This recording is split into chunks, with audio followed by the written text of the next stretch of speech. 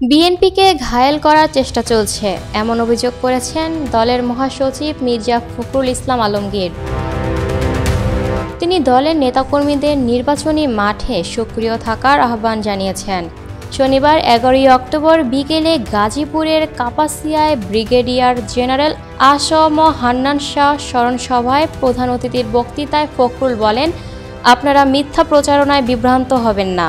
চতুর্দিক থেকে ষড়যন্ত্র হচ্ছে বিএনপিকে কায়েদ করার, ঘায়েল করার জন্য। তিনি আরও বলেন, কিছু মহল বিএনপিকে সংস্কার বিরোধী দাবি করছে, অথচ বিএনপি সংস্কারের জন্মদাতা। উদাহরণ হিসেবে তিনি জিয়াউর রহমানের নেতৃত্বে বহুদলীয় গণতন্ত্র প্রতিষ্ঠার প্রসঙ্গ উল্লেখ করেন।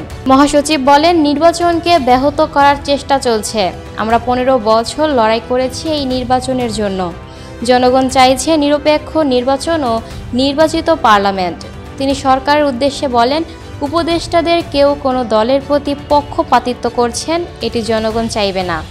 সরকারের শতভাগ নিরপেক্ষ থাকা অত্যন্ত গুরুত্বপূর্ণ।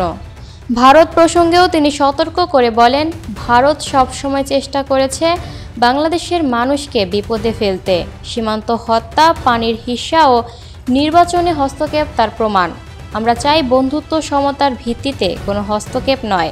স্মরণসভা আয়োজিত হয় ব্রিগেডিয়ার জেনারেল আ.স.ম হান্নান শাহ স্মৃতি সংসদের উদ্যোগে কাপাসিয়া সরকারি পাইলট উচ্চ বিদ্যালয় মাঠে। জেলা বিএনপির আহ্বায়ক ফজলুল হক মিলন সভার সভাপতিত্ব করেন।